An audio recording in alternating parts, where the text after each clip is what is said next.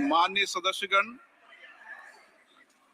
मुझे अपनी ओर से तथा सदन के माननीय सदस्यों की ओर से अंतर संसदीय संघ आईपीयू की प्रेसिडेंट और तंजानिया संयुक्त गणराज्य की नेशनल असेंबली के अध्यक्ष माननीय डॉक्टर तुलिया एक्सन का स्वागत करते हुए अत्यंत प्रसन्नता हो रही है।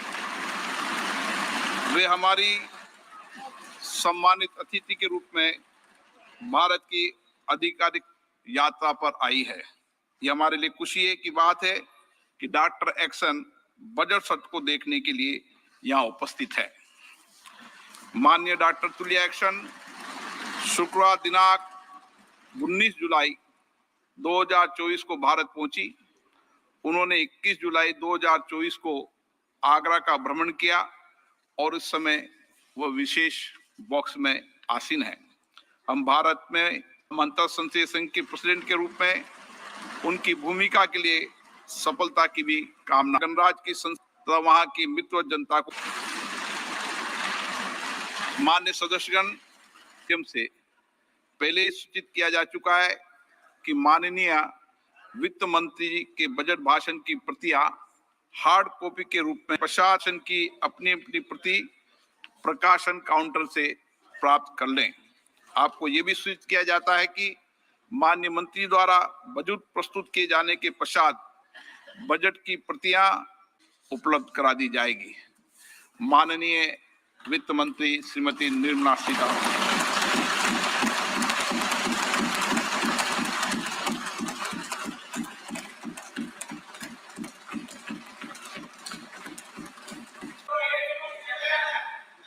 Honorable Speaker, I present the budget for 24-25.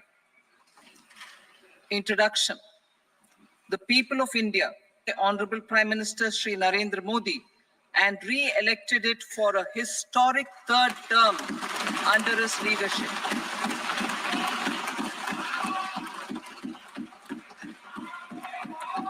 We are grateful for their support, faith, and trust in our policies. We are determined to ensure that all Indians, regardless of religion, caste, gender, and age, make substantial progress in realizing their life goals and aspirations. Global context. The global economy, while performing better than expected, is still in the grip of policy uncertainties. Elevated asset prices, political uncertainties, and shipping disruptions continue to pose significant downside risks for growth and upside risks to inflation. In this context, India's economic growth continues to be the shining exception and will remain so in the years ahead.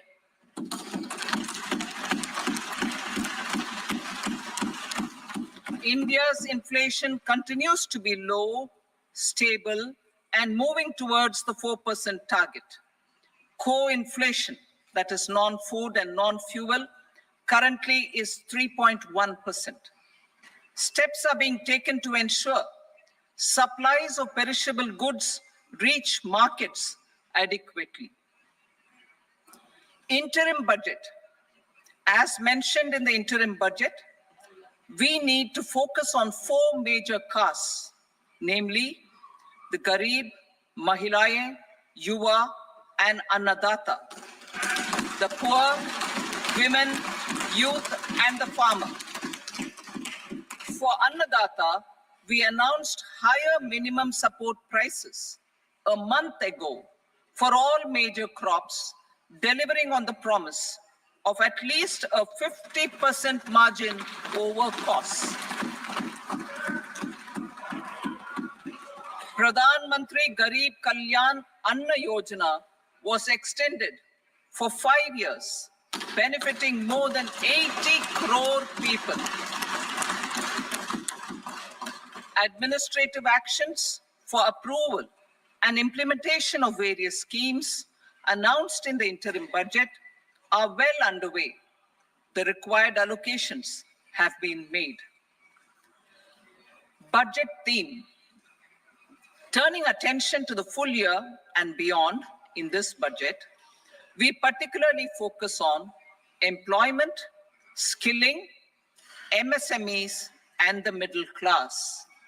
I'm happy to announce the Prime Minister's package of 5 schemes and initiatives to facilitate employment, skilling, and other opportunities for 4.1 crore youth over a 5-year period, with a central outlay of 2 lakh crore rupees. I will speak about them shortly, while more details may be seen in the annexure.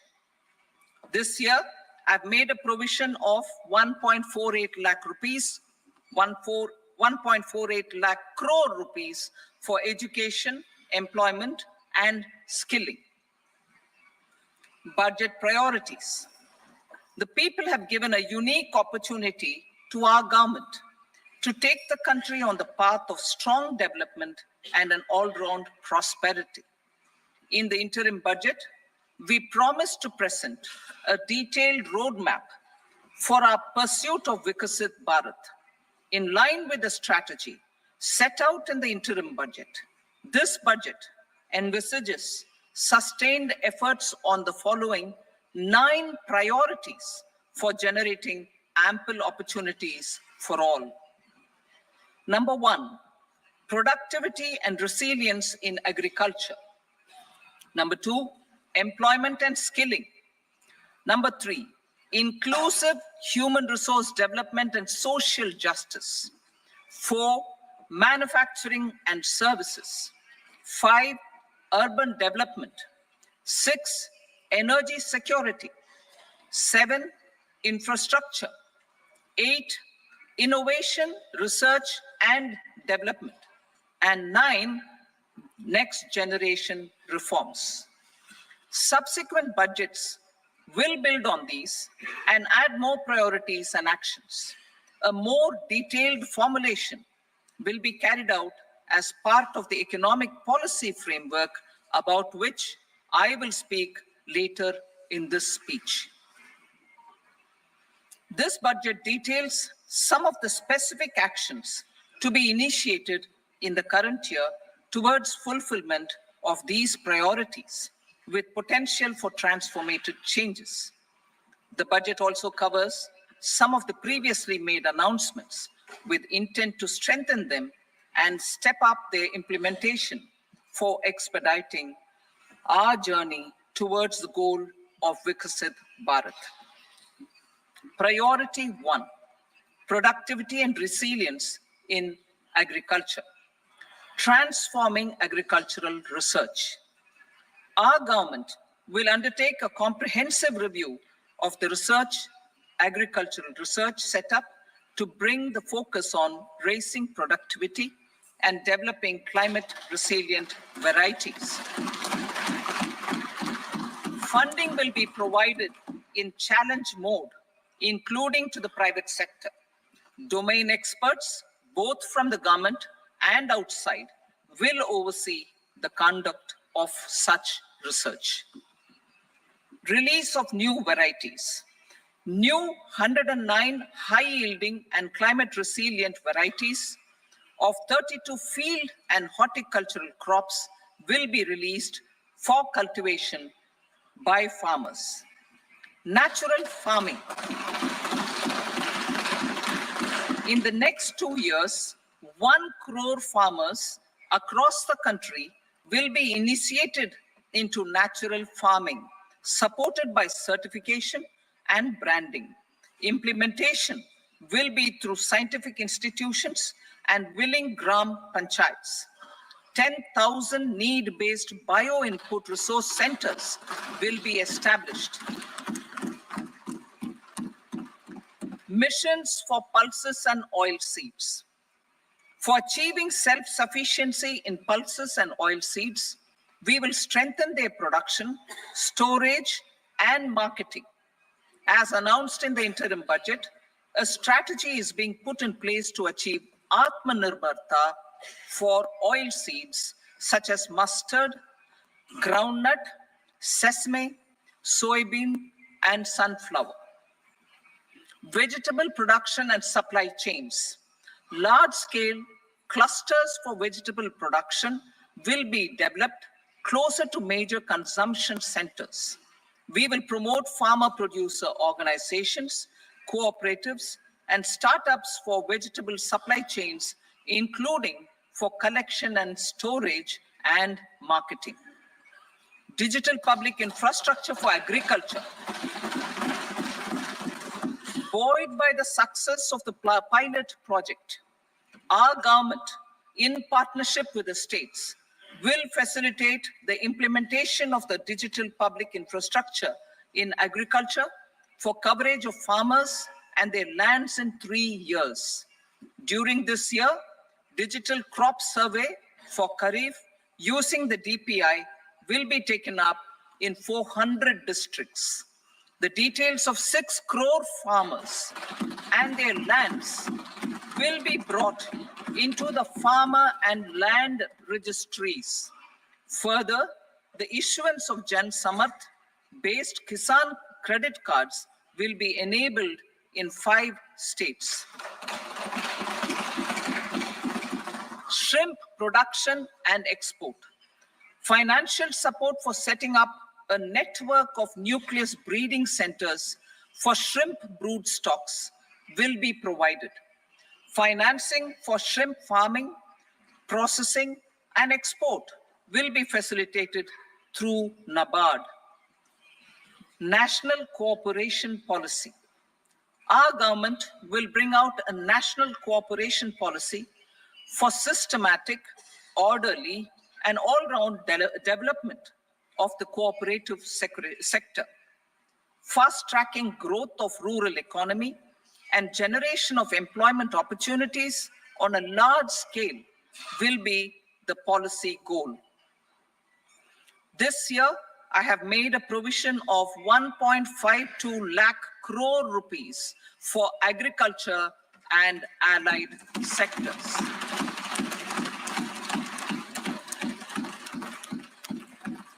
Priority 2, employment and skilling.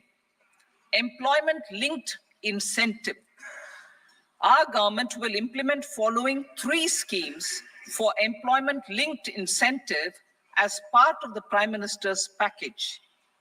These will be based on enrollment in the EPFO and focus on recognition of first-time employees and support to employees and employers. Scheme A, first-timers. This scheme will provide 1 month wage to all persons newly entering the workforce in all formal sectors.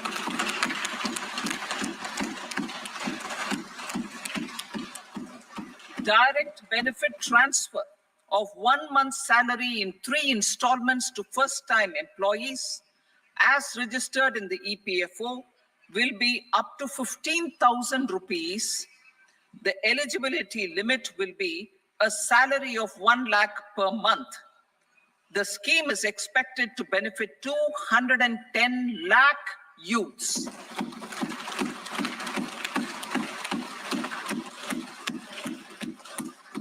Scheme B, job creation in manufacturing.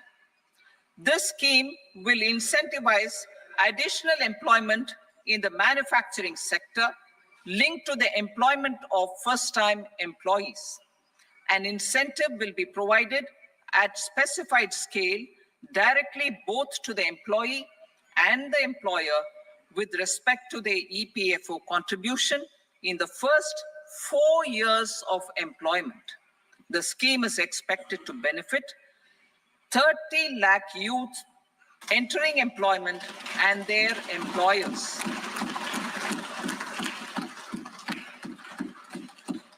Scheme C, support to employers.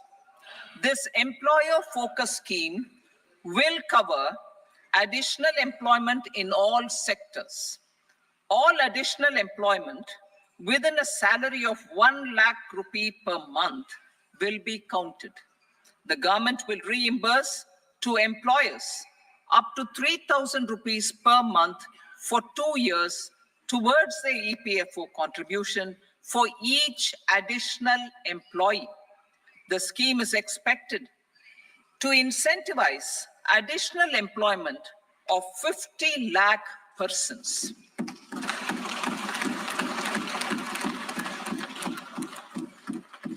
Participation of women in the workforce. We will facilitate higher participation of women in the workforce through setting up of working women hostels in collaboration with industry and establishing creches. In addition, the partnership will seek to organize women-specific skilling programs and promotion of market access for women SHG enterprises. Skilling program. I'm happy to announce a new centrally sponsored scheme as the fourth scheme under the Prime Minister's package for skilling in collaboration with state governments and industry. 20 lakh youth will be skilled over a 5-year period.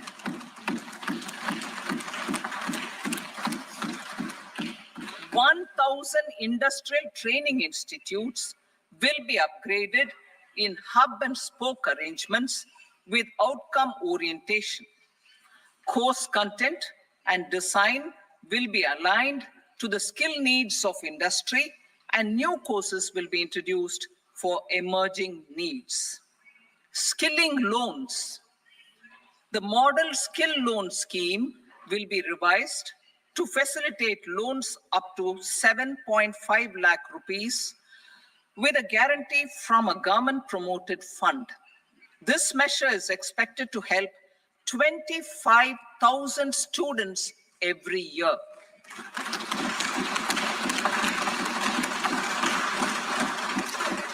Education loans.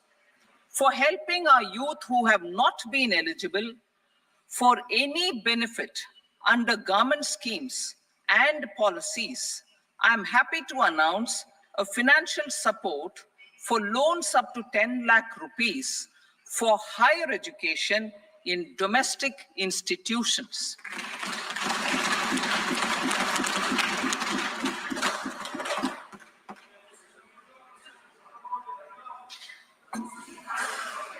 E-vouchers for this purpose.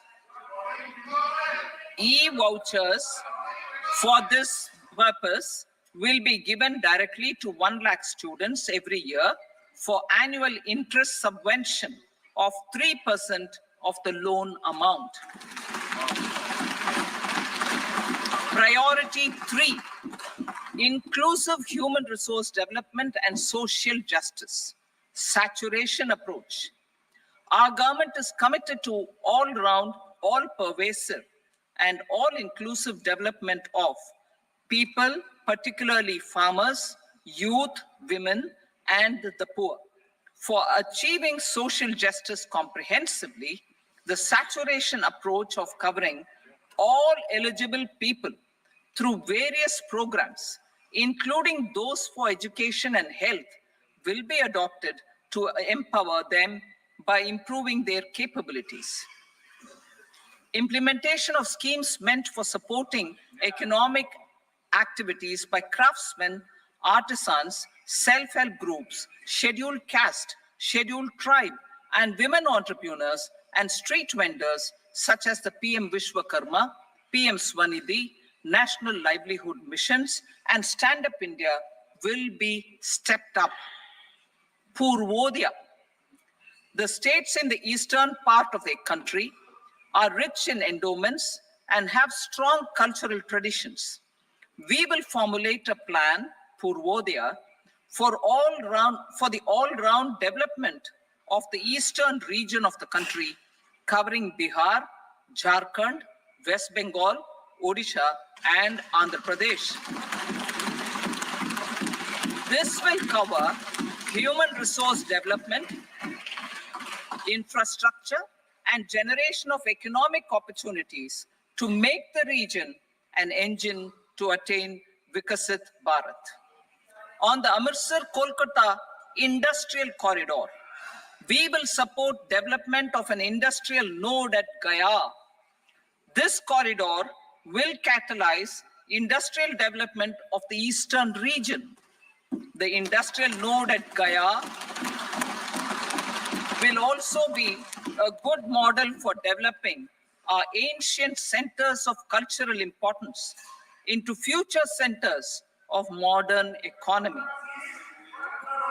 This model shall showcase Vikas B, Virasat B in our growth trajectory. We will also support development of road connectivity projects, namely 1. Patna Purnia Expressway, 2. Buxar Bhagalpur Expressway, 3. Bodh Gaya, Rajgir, Vaishali and Darbhanga spurs, and 4. Additional 2-lane bridge over River Ganga at Buxar at a total cost of 26,000 crore rupees.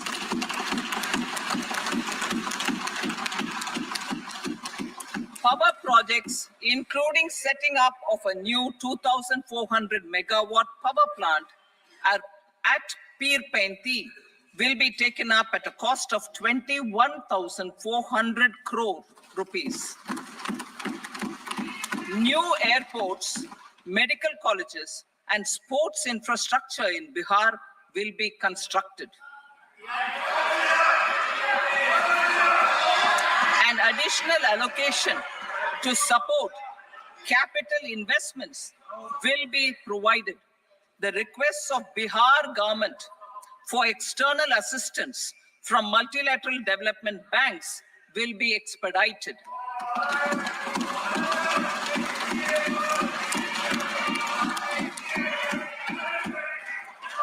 Andhra Pradesh Reorganization Act. Our government has made concerted efforts to fulfill the commitments in Andhra Pradesh Reorganization Act.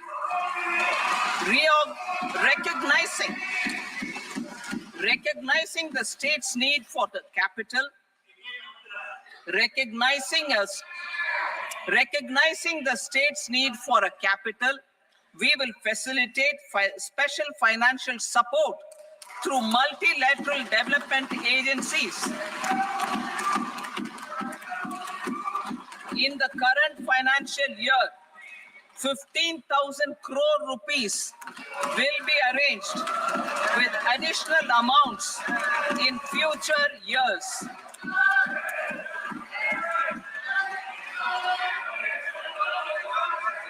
Our government is fully committed to financing and early completion of the Polavaram irrigation project, which is the lifeline for Andhra Pradesh and its farmers. This will facilitate our country's food security as well. Under the Act, Andhra Pradesh Reorganization Act, for promoting industrial development, funds will be provided for essential infrastructure such as water, power, railways, and roads. In Kopparthi node on the Visakhapatnam-Chennai Industrial Corridor and Varavakal node on the Hyderabad-Bangalore Industrial Corridor. An additional allocation will be provided this year towards capital investment for economic growth.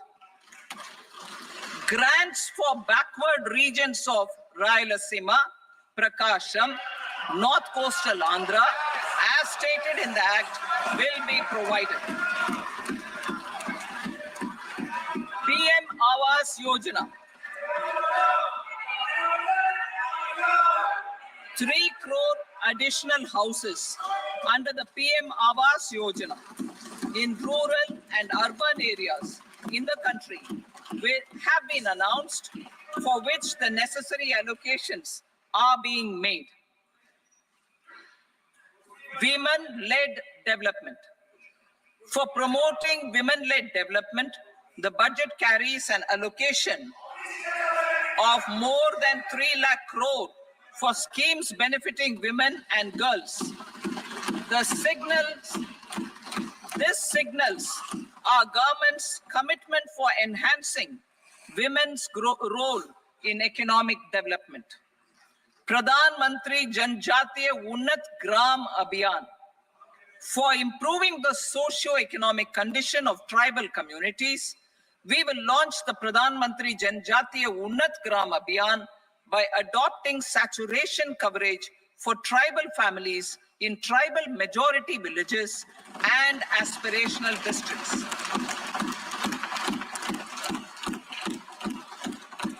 This will cover 63,000 villages, benefiting 5 crore tribal people. Bank branches in northeastern region.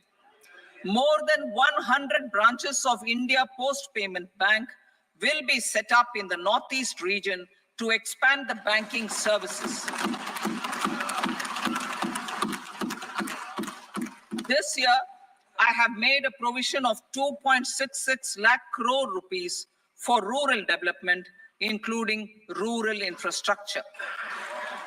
Priority 4, manufacturing and services, support for promotion of MSMEs. This budget provides special attention to MSMEs and manufacturing, particularly labor-intensive manufacturing. We have formulated a package covering financing, regulatory changes, and technology support for MSMEs to help them grow and also compete globally, as mentioned in the interim budget. I am happy to announce the following specific measures. Credit guarantee scheme for MSMEs in the manufacturing sector. For facilitating term loans to MSMEs for purchase of machinery and equipment without collateral or third-party guarantee, a credit guarantee scheme will be introduced. The scheme will operate on pooling of credit risks of such MSMEs. A separately constituted self-financing guarantee fund will provide to each applicant guarantee cover up to 100 crore rupees, while the loan amount may be larger. The borrower will have to provide an upfront guarantee fee and an annual guarantee fee on the reducing loan balance. New assessment model for MSME credit. Public sector banks will build their own in-house capability to assess MSMEs for credit instead of relying on external assessment. They will also take a lead in developing or getting developed a new credit assessment model based on the scoring of digital footprints of the MSMEs in the economy. This is expected to be a significant improvement over the traditional assessment of credit eligibility based only on asset or turnover criteria. That will also cover MSMEs without a formal accounting system. Credit support to MSMEs during stress period. I'm happy to announce a new mechanism for facilitating continuation of bank credit to MSMEs during their stress period while being in special mention account, SMA stage, for reasons beyond their control. MSMEs need credit to continue their business and to avoid getting into the NPA stage. Credit availability will be supported through a guarantee from a government-promoted fund. Mudra loans. The limit of Mudra loans will be enhanced to 20 lakh from the current 10 lakh for those entrepreneurs who have availed and successfully repaid previous loans under the Tarun category. Enhanced scope for mandatory onboarding in trades. For facilitating MSMEs to unlock their working capital by converting their trade receivables into cash, I propose to reduce the turnover threshold of buyers for mandatory onboarding on the TREADS platform from rupees 500 crore to 250 crore rupees. This measure will bring 22 more CPSCs and 7,000 more companies onto the platform. Medium enterprises will also be included in the scope of the suppliers. SIDBI branches in MSME clusters. SIDBI will open new branches to expand its reach to serve all major MSME clusters within 3 years and provide direct credit to them. With the opening of 24 such branches this year, the service coverage will expand to 168 out of 242 major clusters. MSME units for food irradiation, quality and safety testing. Financial support for setting up of 50 multi-product food irradiation units in the MSME sector will be provided. Setting up of 100 food quality and safety testing labs with NABL accreditation will be facilitated. E-commerce export hubs to enable MSMEs and traditional artisans to sell their products in international markets. E-commerce export hubs will be set up in public-private partnership mode. These hubs, under a seamless regulatory and logistic framework, will facilitate trade and export-related services under one roof. Measures for promotion of manufacturing and services. Internship in top companies. As the fifth scheme under Prime Minister's package, our government will launch a comprehensive scheme for providing internship opportunities in 500 top companies to 1 crore youth in 5 years. They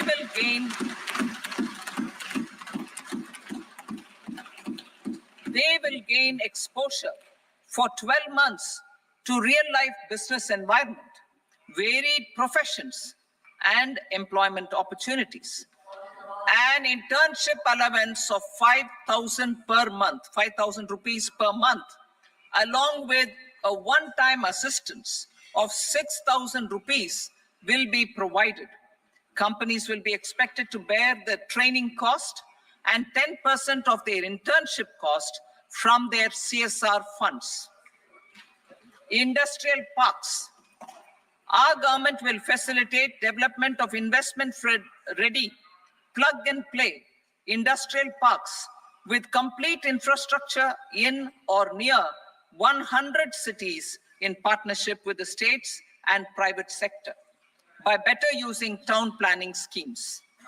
12 industrial parks under the National Industrial Corridor Development Program also will be sanctioned.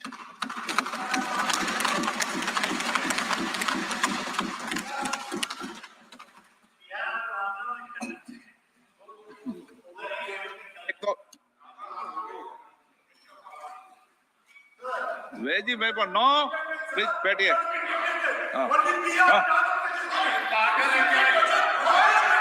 Rental housing. Rental housing with dormitory type accommodation for industrial workers will be, just 1 minute. Rental housing, I repeat, rental housing with dormitory type accommodation for industrial workers will be facilitated in PPP mode with VGF support and commitment from anchor industries. Shipping industry, ownership, leasing, and flagging reforms will be implemented to improve the share of Indian shipping industry and generate more employment. Critical mineral mission. We will set up a critical mineral mission for domestic production, recycling of critical minerals, and overseas acquisition of critical mineral assets. Its mandate will include technology development, skilled workforce, extended producer responsibility framework, and a suitable financing mechanism. Offshore mining of minerals. Our government will launch the auction of the first tranche of offshore blocks for mining, building on the exploration already carried out. Digital public infrastructure applications. Turning to the services sector, I propose development of DPI applications at population scale for productivity gains, business opportunities, and innovation by the private sector. These are planned in the areas of credit, e-commerce, education, health, law and justice, logistics, MSME service delivery, and urban governance. Integrated technology platform for IBC ecosystem. An integrated technology platform will be set up for improving the outcomes under the Insolvency Bankruptcy Code for achieving consistency, transparency, timely processing, and better oversight for all stakeholders. Voluntary closure of LLPs. The services of the Center for Processing Accelerated Corporate Exit, CPACE, will be extended for voluntary closure of LLPs to reduce the closure times. National Company Law Tribunals. The IBC has resolved more than 1,000 companies, resulting in direct recovery of 3.3 lakh crore to creditors. 3.3 lakh crore rupees to creditors. In addition, 28,000 cases involving over 10 lakh crore rupees have been disposed of even prior to admission. Appropriate changes to the IBC, reforms and strengthening of the tribunal and appellate tribunals will be initiated to speed up insolvency resolution. Additional tribunals will be established. Out of those, some will be notified to decide cases exclusively under the Companies Act. Debt recovery. Steps for reforming and strengthening debt recovery tribunals will be taken. Additional tribunals will be established to speed up recovery. Priority 5, urban development. Cities as growth hubs. Working with states, our government will facilitate development of cities as growth hubs. This will be achieved through economic and transit planning and orderly development of peri-urban areas utilizing town planning schemes. Creative redevelopment of cities. For creative brownfield redevelopment of existing cities with a transformative impact, our government will formulate a framework for enabling policies, market-based mechanisms, and regulation. Transit-oriented development. Transit-oriented development plans for 14 large cities with a population above 30 lakh will be formulated, along with an implementation and financing strategy. Urban housing. Under the PM Awas Yojana, Urban 2.0, housing needs of 1 crore urban poor and middle-class families will be addressed with an investment of 10 lakh crore rupees. This will include the central assistance of 2.2 lakh crore rupees in the next 5 years. A provision of interest subsidy to facilitate loans at affordable rates is also envisaged. In addition, enabling policies and regulations for efficient and transparent rental housing markets with enhanced availability will also be put in place. Water supply and sanitation. In partnership with state governments and multilateral development banks, we will promote water supply, sewage treatments, and solid waste management projects and services for 100 large cities through bankable projects. These projects will also envisage use of treated water for irrigation and filling up of tanks in nearby areas. Street markets. Building on the success of PM Swanidhi scheme in transforming the lives of street vendors, our government envisions a scheme to support each year over the next 5 years, the development of 100 weekly hearts or street food hubs in select cities. Stamp duty. We will encourage states which continue to charge high stamp duty to moderate the rates for all and also consider further lowering duties for properties purchased by women. This reform will be made an essential component of urban development schemes. Priority 6, energy security, energy transition.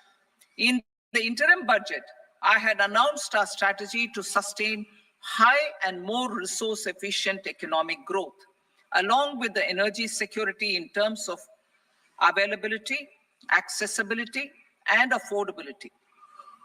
We will bring out a policy document on appropriate energy transition pathways that balances the imperatives of employment, growth, and environmental sustainability. PM Surya Ghar Muft Bijli Yojana. PM Surya Ghar Muft Bijli Yojana. In line with the announcement in the interim budget,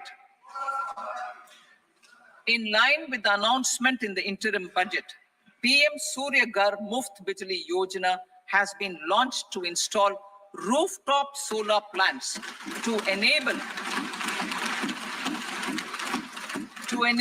1 crore households obtain free electricity up to 300 units every month.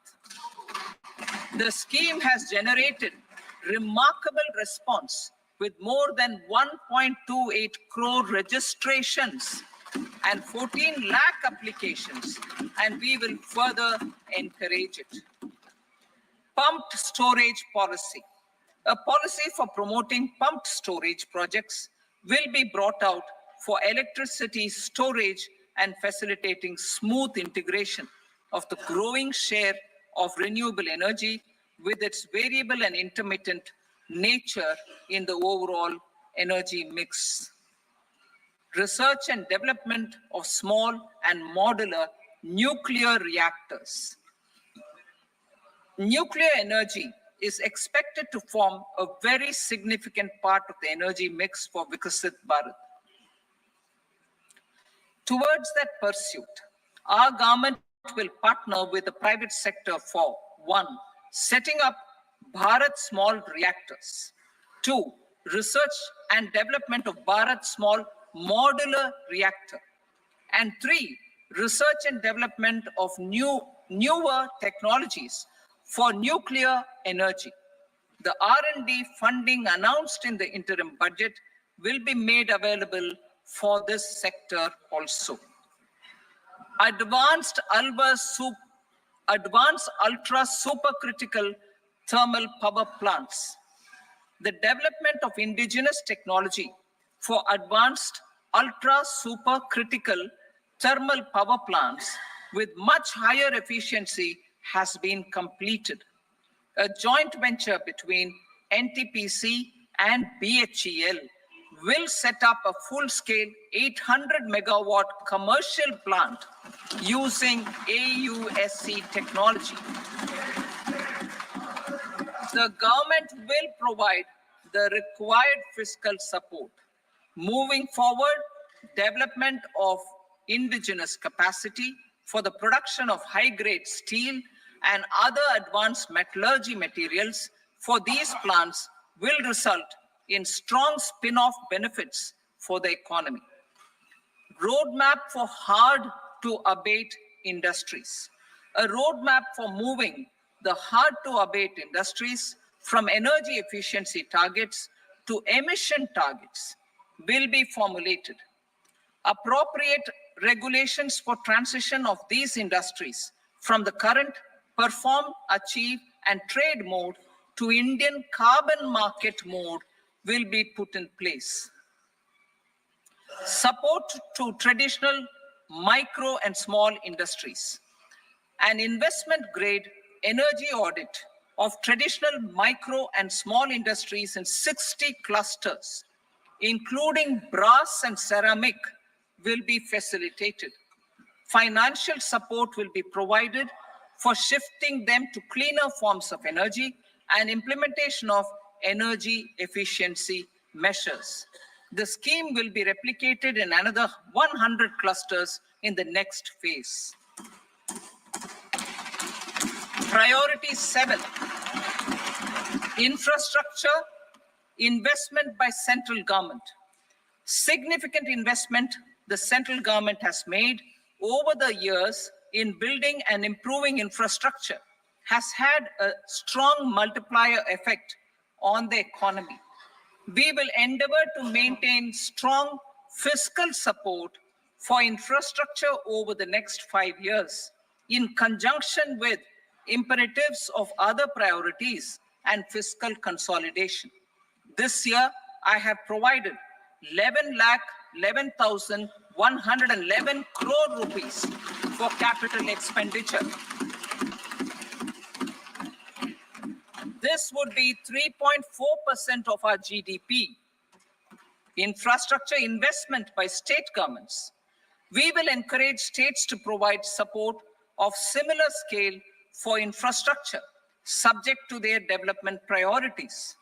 A provision of 1.5 lakh crore rupees for long-term interest-free loans have been made this year also to support the states in their resource allocation. Private investment in infrastructure. Investment in infrastructure by private sector will be promoted through viability gap funding and enabling policies and regulations. A market-based financing framework will be brought out. Pradhan Mantri Gram Sadak Yojana. Phase 4 of the PMGSY will be launched to provide all-weather connectivity to 25,000 rural habitations, which have become eligible in view of their population increase. Irrigation and flood mitigation. Bihar has frequently suffered from floods, many of them originating outside the country. Plans to build flood control structures in Nepal are yet to progress.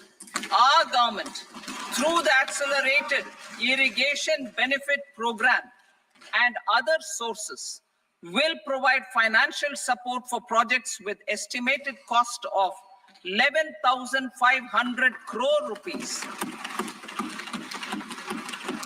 such as the Kosi-Michi intra-state link and 20 other ongoing and new schemes, including barrages, river pollution abatement, and irrigation projects. In addition, survey and investigation of Kosi-related flood mitigation and irrigation projects will be undertaken.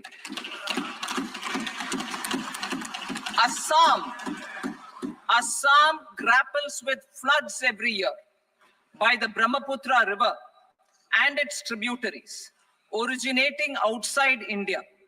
We will provide assistance to Assam for flood management and related projects.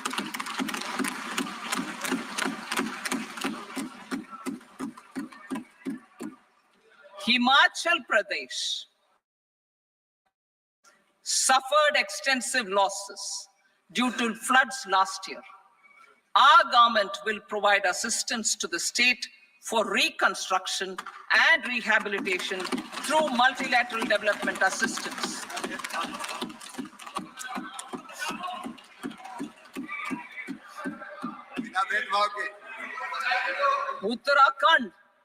Uttarakhand too suffered losses due to cloudbursts and massive landslides. We will provide assistance to the state. Recently, Sikkim witnessed devastating flash floods and landslides that wreaked havoc across the state. Our government will provide assistance to the state. Tourism. Tourism has always been a part of our civilization. Our efforts in positioning India as a global tourist destination will also create jobs, stimulate investments, and unlock economic opportunities for other sectors. In addition to the measures outlined in the interim budget, I propose the following measures. Vishnupad Temple at Gaya and Mahabodhi Temple at Bodh Gaya in Bihar are of immense spiritual significance. Comprehensive development of Vishnupad Temple corridor and Mahabodhi Temple corridor will be supported, modeled on the successful Kashi Vishwanath Temple corridor to transform them into world-class pilgrim and tourist destinations. Rajgir holds immense religious significance for Hindus, Buddhists, and Jains. The 20th Tirthankara Muniswarata temple in the Jain temple complex is ancient. The Saptarishi, or the 7 hot springs, form a warm water Brahmkund that is sacred. A comprehensive development initiative for Rajgir will be undertaken. Our government will support the development of Nalanda as a tourist center, besides reviving Nalanda University to its glorious stature. Odisha's scenic beauty, temples, monuments, craftsmanship, wildlife sanctuaries, natural landscapes, and pristine beaches make it an ultimate tourism destination. Our government will provide assistance for their development to Odisha as well. Priority 8, innovation, research, and development. We will operationalize the Anusandhan National Research Fund for basic research and prototype development. Further, we will set up a mechanism for spurring private sector-driven research and innovation at commercial scale, with a financing pool of 1 lakh crore rupees in line with the announcement in the interim budget. Space economy. With our continued emphasis on expanding the space economy by 5 times in the next 10 years, a venture capital fund of 1,000 crore rupees will be set up. Priority 9, next generation reforms. Economic policy framework.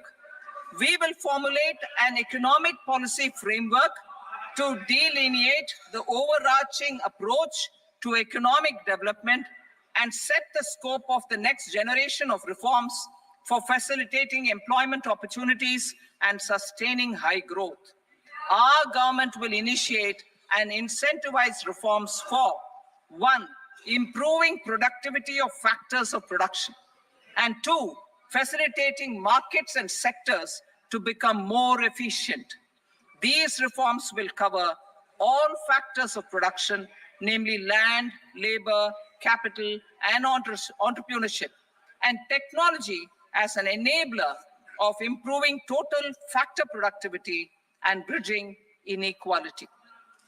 Effective implementation of several of these reforms requires collaboration between the center and the states, and building consensus as development of the country lies in development of the states.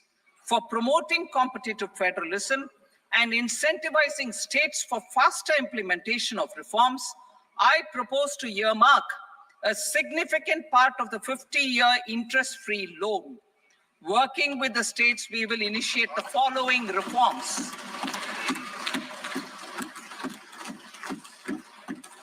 Land-related reforms and actions, both in the rural and urban areas, will cover land administration, will cover 1, land administration, planning and management, and 2, urban planning usage and building bylaws.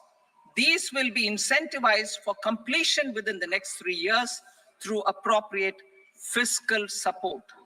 Rural land-related actions. Rural land-related actions will include 1, assignment of unique land parcel identification number, UL PIN, or Bhu Aadhaar for all lands. 2, digitization of cadastral maps. 3, survey of subdivisions, survey of map subdivisions as per current ownership. 4, establishment of land registry. And 5, linking to the farmers registry. These actions will also facilitate credit flow and other agricultural services. Urban land-related actions. Land records in urban areas will be digitized with GIS mapping. An IT-based system for property record administration, updating, and tax administration will be established. These will also facilitate improving the financial position of urban local bodies. Labor-related reforms. Services to labor. Our government will facilitate the provision of a wide array of services to labor, including those for employment and skilling. A comprehensive integration of e-Shram portal with other portals will facilitate such one-stop solution. Open architecture databases for the rapidly changing labor market, skill requirements, and available job roles, and a mechanism to connect job aspirants with potential employers and skill providers will be covered in these services. Shram Suvidha and Samadhan portal.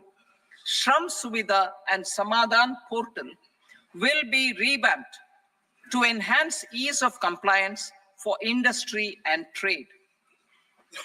Capital and entrepreneurship related reforms, financial sector vision and strategy. For meeting financing needs of the economy, our government will bring out a financial sector vision and strategy document to prepare the sector in terms of size, capacity, and skills. This will set the agenda for the next 5 years and guide the work of the government, regulators, financial institutions, and market participants. Taxonomy for climate finance. We will develop taxonomy for climate finance for enhancing the availability of capital for climate adaptation and mitigation. This will support achievement of the country's climate commitments and green transition. Variable capital company structure.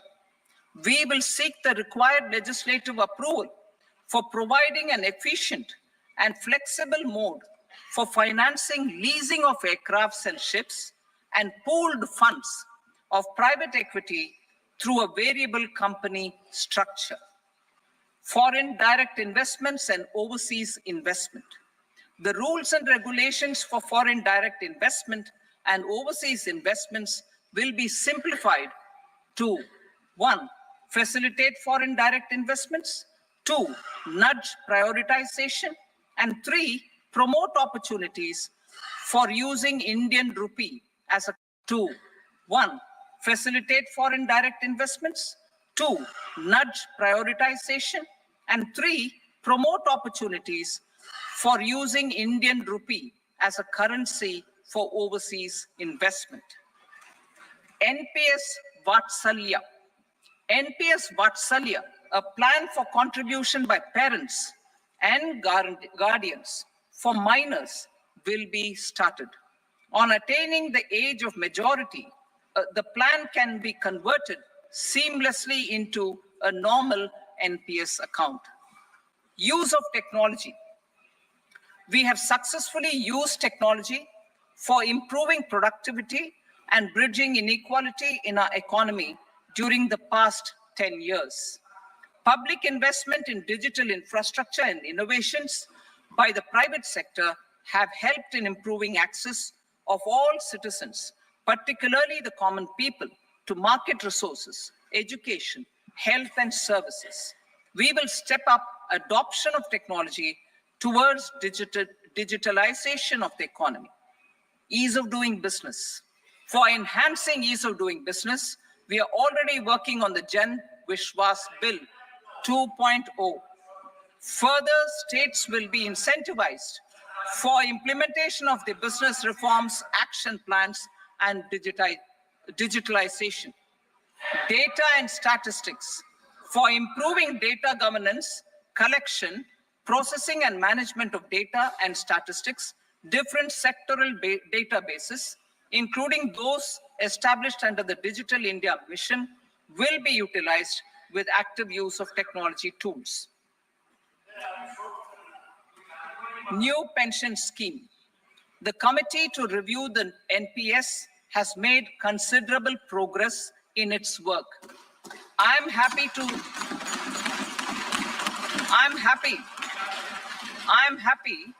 that the staff side of the National Council of the Joint Consultative Machinery for Central Government Employees has taken a constructive approach. A solution will be evolved which addresses the relevant issues while maintaining fiscal prudence to protect the common citizens. Budget estimates for 24-25.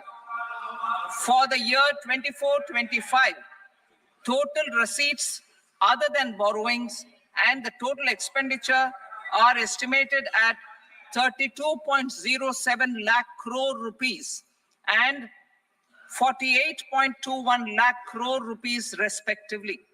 The net tax receipts are estimated at 25.83 lakh crore rupees. The fiscal deficit is estimated at 4.9% of the GDP.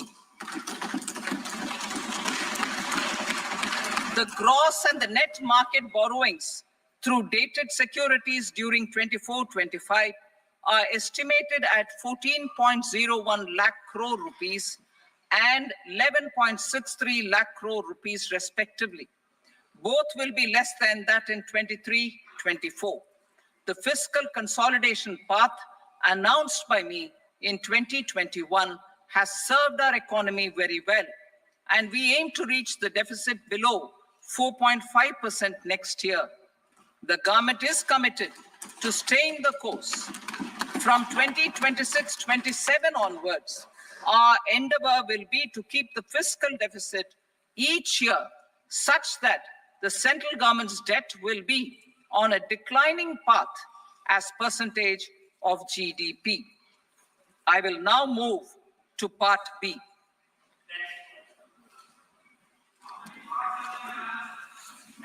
Indirect taxes.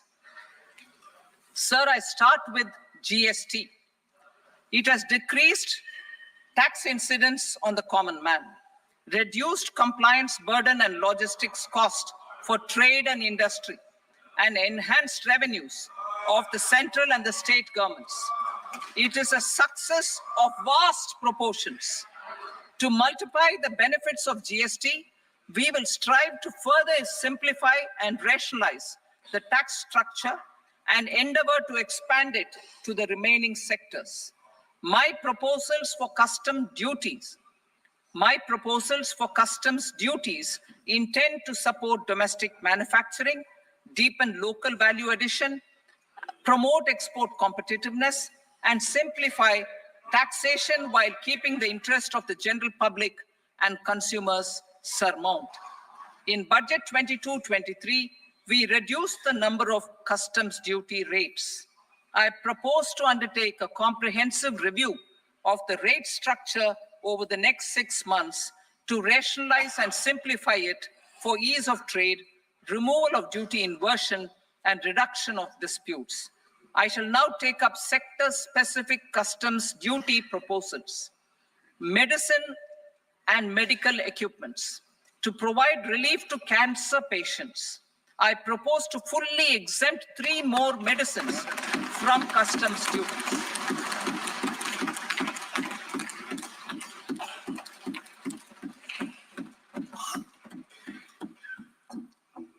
I also propose changes in the BCD on X-ray tubes and flat panel detectors for use in medical X-ray machines under the phased manufacturing program so as to synchronize them with the domestic capacity addition.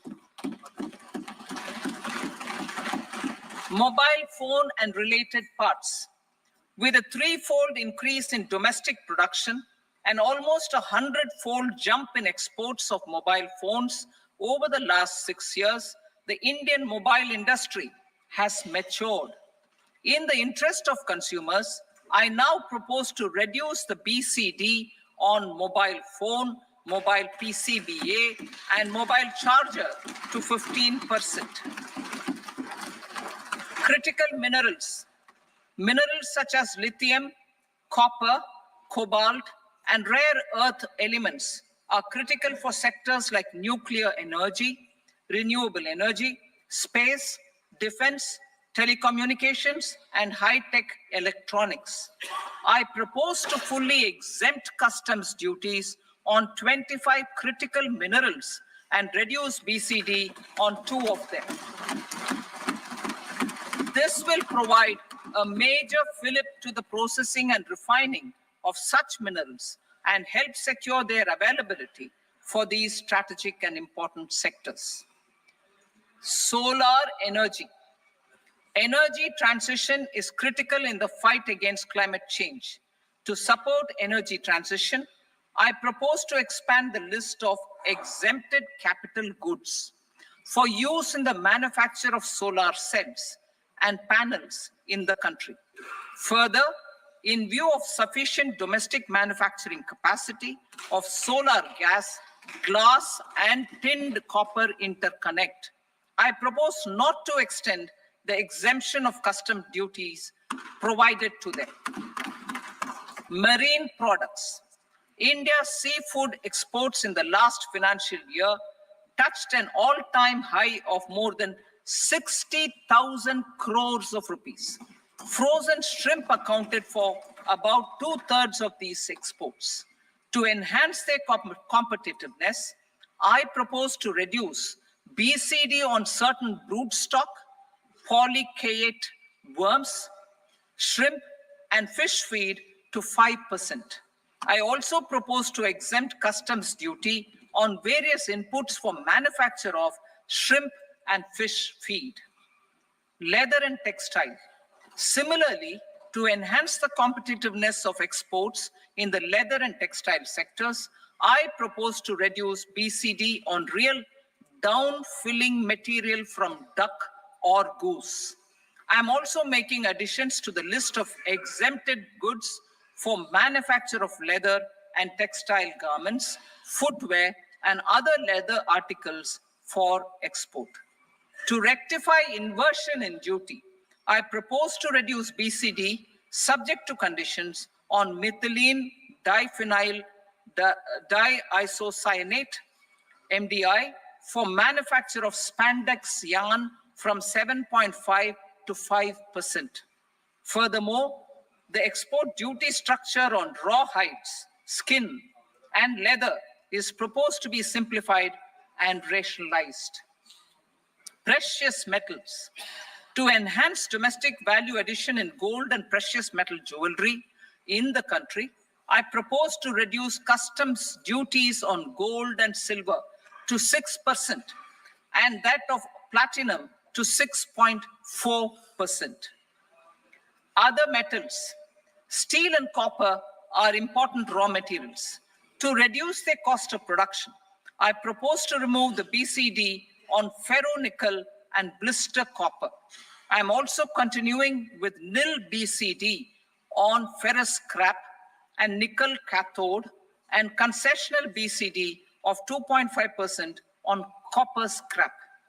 Electronics. To increase value addition in the domestic electronics industry, I propose to remove the BCD subject to conditions on oxygen-free copper for manufacture of resistors. I also propose to exempt certain parts for manufacture of connectors. Chemicals and petrochemicals.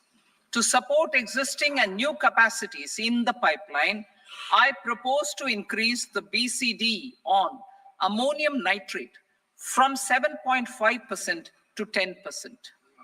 Plastics. PVC flex banners are non-biodegradable and hazardous for environment and health. To curb their imports, I propose to raise the BCD on them from 10 to 25%. Telecommunication equipment. To incentivize domestic manufacturing, I propose to increase the BCD from 10 to 15% on PCBA of specified telecom equipment. Trade facilitation. To promote domestic aviation and boat and ship MRO, I propose to extend the period for export of goods imported for repairs from 6 months to 1 year. I'll read that again. To promote domestic aviation and boat and ship maintenance, repair and operations, I propose to extend the period for export of goods imported for repairs from 6 months to 1 year. In the same vein, I propose to extend the time limit for re-import of goods for repairs under warranty from 3 to 5 years. I now move to direct taxes. We will continue our efforts to simplify taxes, improve taxpayer services, provide tax certainty, and reduce litigation while enhancing revenues for funding the development and welfare schemes of the government. It has been our endeavor to simplify taxation.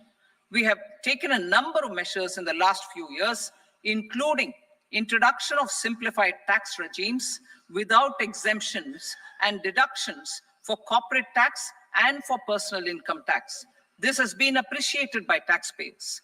58% of corporate tax came from the simplified tax regime in the financial year 22-23. Similarly, as per data available till now, for the last fiscal, more than 2/3 have availed the new personal income tax regime. Comprehensive review of the Income Tax Act. I'm now announcing a comprehensive review of the Income Tax Act 1961. The purpose is to make the act concise, lucid, easy to read and understand. This will reduce disputes and litigation, thereby providing tax certainty to the taxpayers. I will also bring down the demand embroiled in litigation. It is proposed to be completed in 6 months. A beginning is being made in the finance bill by simplifying the tax regime for charities, TDS rate structures, provisions of reassessment and such provisions, and capital gains taxation. Simplification for charities and TDS. The two tax exemption regimes for charities are proposed to be merged into one.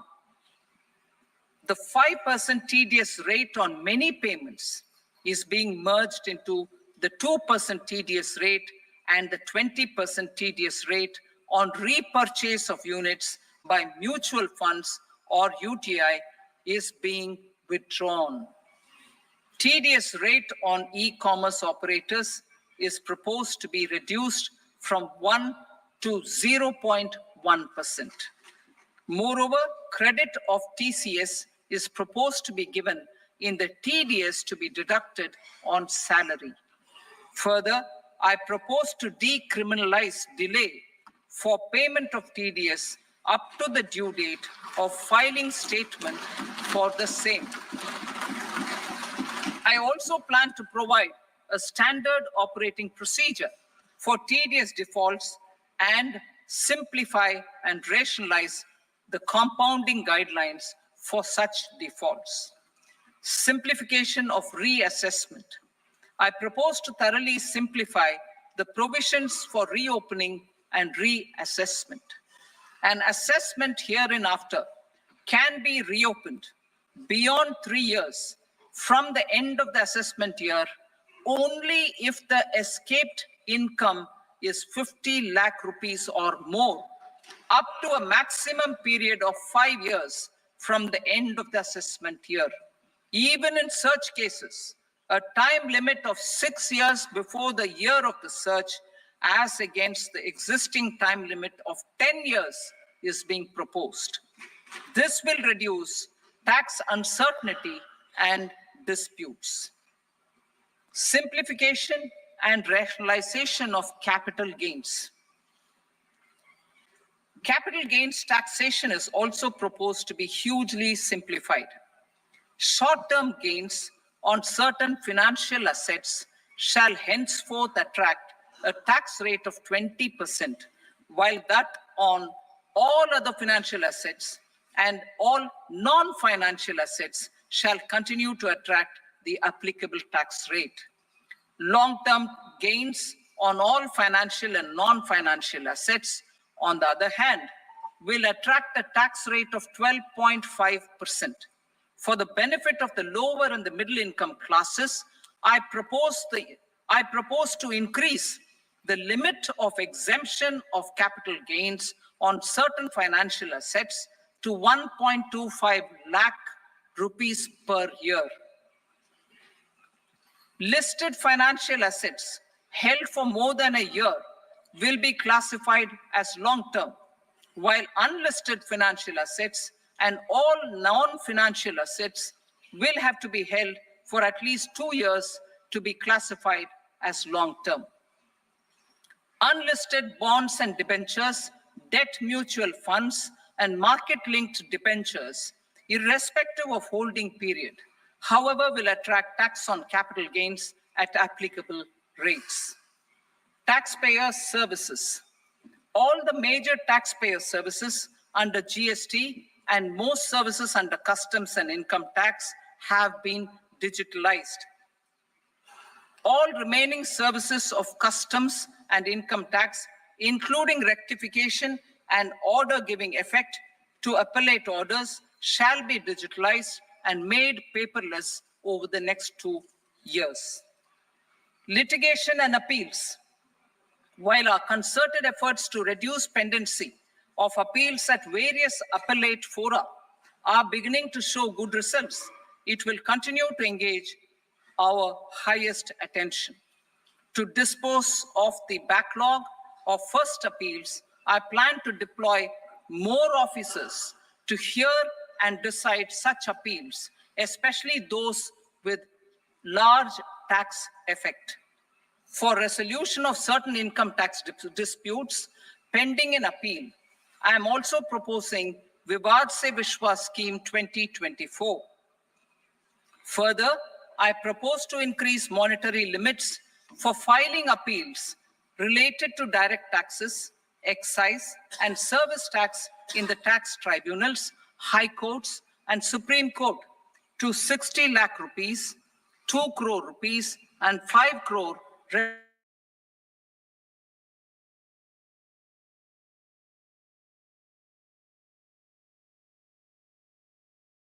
of safe harbor rules and make them more attractive. We will also streamline the transfer pricing assessment procedure. Employment and investment. I have a few proposals to promote investment and foster employment. First of all, to bolster the Indian startup ecosystem, boost the entrepreneurial spirit, and to support innovation, I propose to abolish the so-called angel tax for all classes of investors. Second, there is tremendous potential for cruise tourism in India. To give a fillip to this employment-generating industry, I am proposing a simpler tax regime for foreign shipping companies operating domestic cruises in the country. Third, India is a world leader in the diamond cutting and polishing industry, which employs a large number of skilled workers. To further promote the development of this sector, we would provide for safe harbor rates for foreign mining companies selling raw diamonds in the country.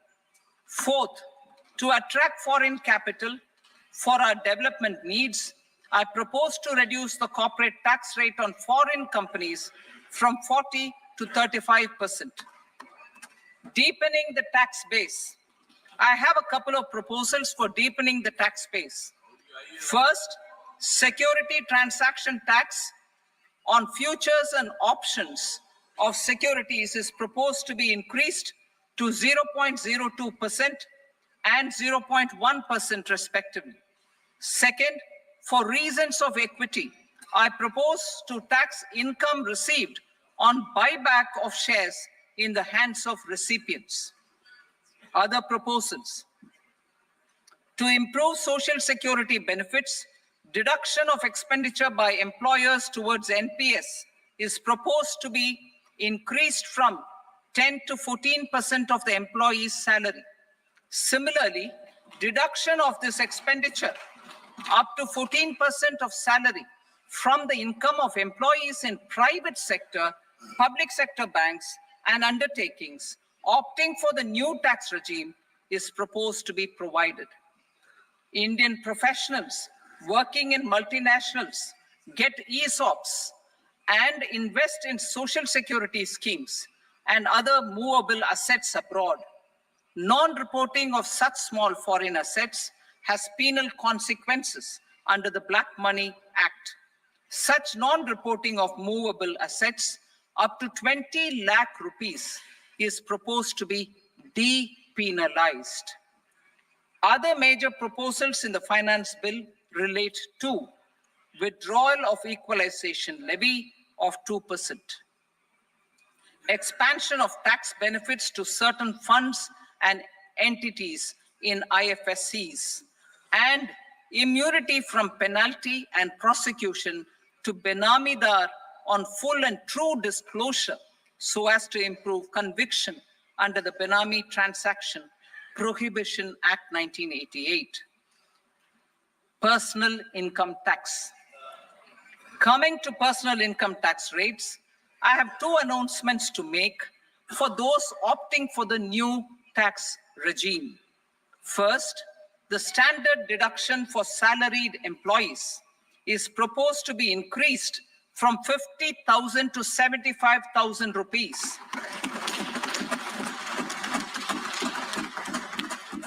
Similarly, deduction on family pension for pensioners is proposed to be enhanced from 15,000 to 25,000 rupees.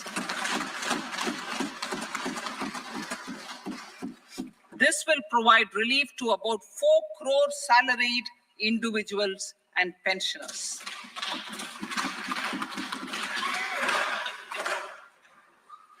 Second, in the new tax regime, the tax rate structure is proposed to be revised as follows. 0 to 3 lakh rupees, nil. 3 to 7 lakh rupees, 5%. 7 to 10 lakh rupees, 10%. 10 to 12 lakh rupees, 15%. 12 to 15 lakh rupees, 20%. And above 15 lakh rupees, 30%.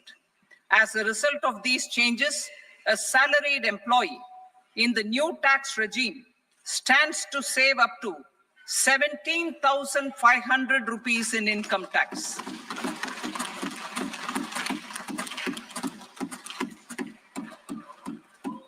Apart from these, I'm also making some other changes as given in the annexure. As a result of these proposals, revenue of about 37,000 crore, that is 29,000 crore in direct taxes and 8,000 crore in indirect taxes will be foregone, while revenue of about 30,000 crore rupees will be additionally mobilized. Thus, the total revenue foregone is about 7,000 crores annually. Mr. Speaker, sir, with this, I commend the budget to this august House. Jai Hind.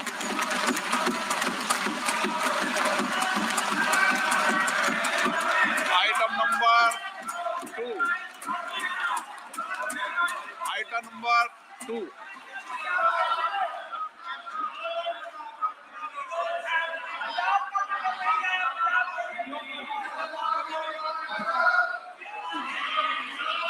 Sir, with your permission, I rise to lay on the table the following statements under Section 3 of the Fiscal Responsibility and Budget Management, FRBM Act 2003, Medium-Term Fiscal Policy cum Fiscal Policy Strategy Statement, and Macroeconomic Framework Statement. Item number 3. Sir, with your permission, I rise to move for leave to introduce the Finance Number 2 Bill 2024. प्रश्न ये कि विधेयक को पुनर्स्थापित करने की अनुमति प्रदान की जाए। जो सदस्य इसके पक्ष में हाँ कहें, जो सदस्य विरोध में ना कहें। मेरे विचार में निर्णय हाँ वालों के पक्ष में अनुमति प्रदान की जाती है। माननीय मंत्री जी, अब विधेयक पुनर्स्थापित करें। Sir, I introduce the bill. Item number 4. The Union Territory of Jammu and Kashmir budget. Sir, I rise to present a statement, Hindi and English versions, of the estimated receipts and expenditure of the Union Territory of Jammu Kashmir for the year 24-25. सभा की कार्रवाई कल बुधवार दिनांक 24 जुलाई 2024 को प्राप्त 11 बजे तक के लिए स्थगित की जाती है।